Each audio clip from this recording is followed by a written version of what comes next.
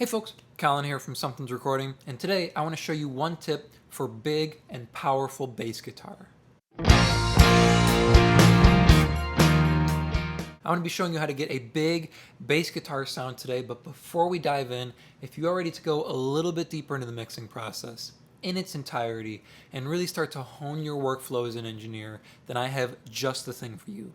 It is my 7-step mixing checklist, and it's just a simple PDF. It's going to walk you through every step of the mixing process, piece by piece, to help you get professional and radio-ready mixes without any more of the hassle and without any more of the guesswork.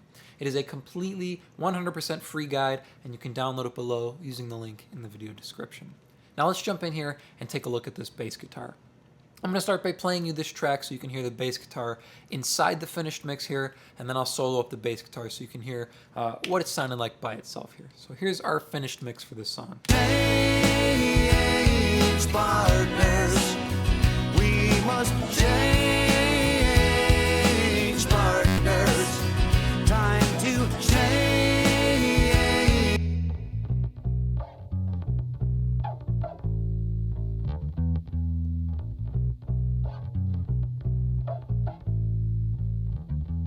So you can hear our bass guitar's got that nice, beautiful low end. It's big, it feels like it blooms inside of the mix, and it locks right in with our kick drum.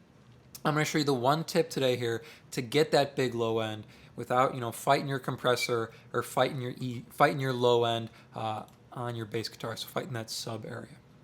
Let's take all these plugins off here, and we're going to look at just our first EQ here. Starting with this bass guitar, the first move I'm usually making on a bass guitar is, of course, a high-pass filter. So you can see the high-pass filter is probably rolled up a little bit more than you would like it to. It's at 70 hertz here. That feels like it's too far on bass guitar, but we're going to talk about that here in a second. So take a listen without it, and then I'm going to kick this high-pass filter in. Listen to how our low end changes on the bass guitar.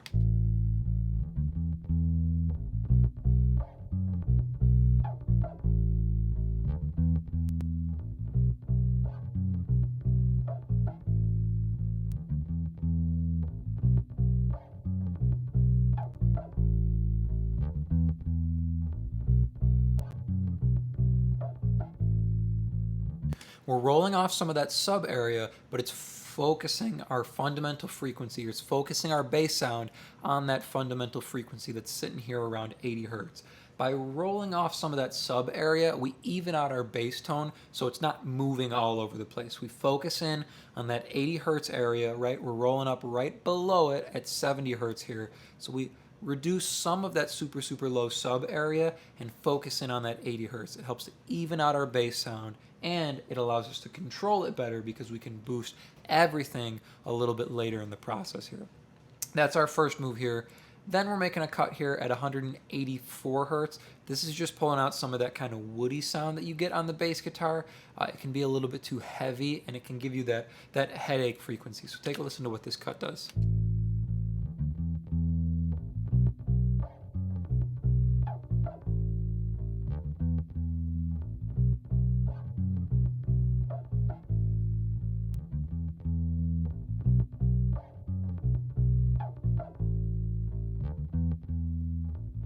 You can hear we're taking out a part of the sound here on the bass guitar that we don't really need, and it's kind of just covering up the weight and the power we're getting from our low end. So pulling out this 184 hertz, this kind of 200 hertz area, helps to make room for this 80 and 100 hertz area down below, which is what we really want to focus on our bass guitar.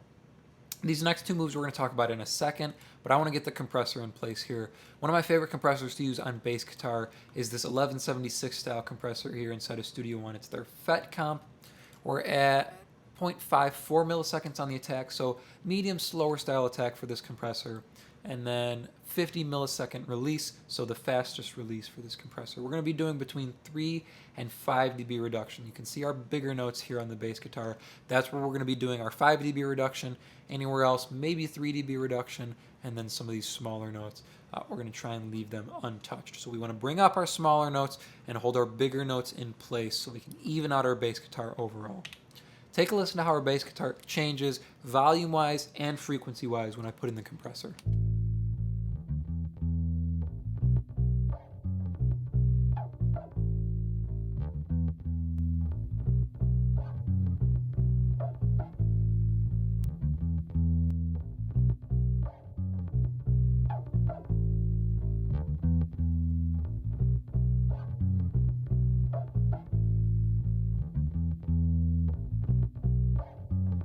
You can hear our bass guitar gets really even volume-wise, but frequency-wise, we kind of bring up that low-mid area that we cut. So you want to cut that low-mid area early before your compressor because it's going to bring that up. It's going to even things out frequency-wise. But pushing into a compressor, especially anywhere over 3 dB, you're going to start to lose some of the power in your low end and in the sub area. So by rolling off that sub area here on our first EQ, we make sure we're not overdriving the compressor with our low end. Then we can get our bass guitar really even. We can go back, we can put our high boosts in here. So these two high boosts, I like to put them into the compressor. Not a huge change there, we're just bringing up some of that top end noise. So take a listen to those.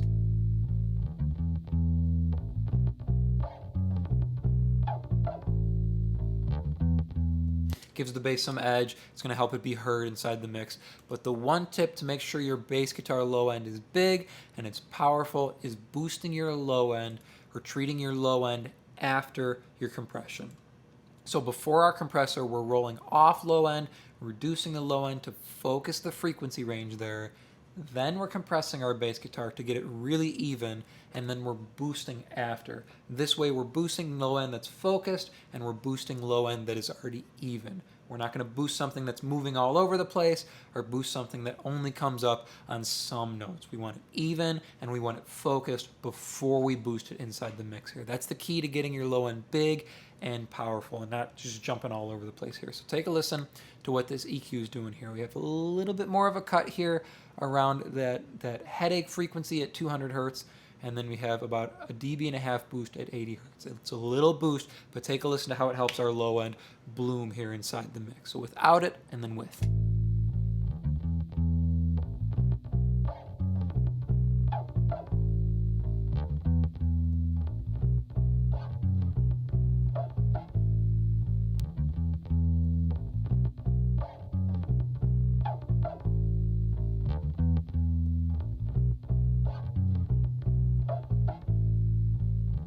You can hear we get some of that sub area back that we cut, but now it sits really nicely alongside the fundamental that we're boosting here at 80 hertz. Listen one more time here. I'm going to A-B it, and I'll also throw it back inside the mix so you can hear where our bass guitar is sitting in relation to the kick drum and the guitars as well as the vocal here inside the mix. Focus on our low end, focus how it changes when I throw in this EQ. So without it, and then with.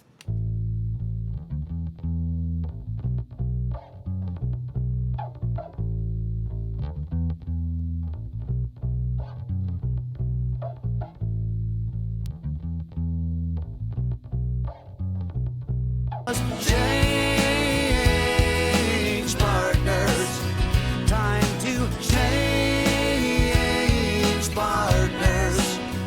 We must change partners, time to change partners. We must change. You can hear without the processing here, our bass guitar low end is unfocused and it kind of moves all over the place, right? Sometimes you have that power and sometimes you don't. So if you're struggling to get it focused and to get it powerful, get your cuts in place. So do your reduction on your low end, then do your compression to get it even and to get it focused, then do your boost. So the tip here is boosting your low end or working on your low end after you get your bass guitar compressed and after you get it even. I hope that was helpful for you. As I mentioned at the beginning of the video, if you're ready to take your mixes to the next level and really start dialing in a workflow for your mixes, then I have just the tool for you, and it is completely free. It is my 7-step mixing checklist, and you can download it below to start creating more professional mixes in less time. Thank you so much for watching, and I will see you in the next video.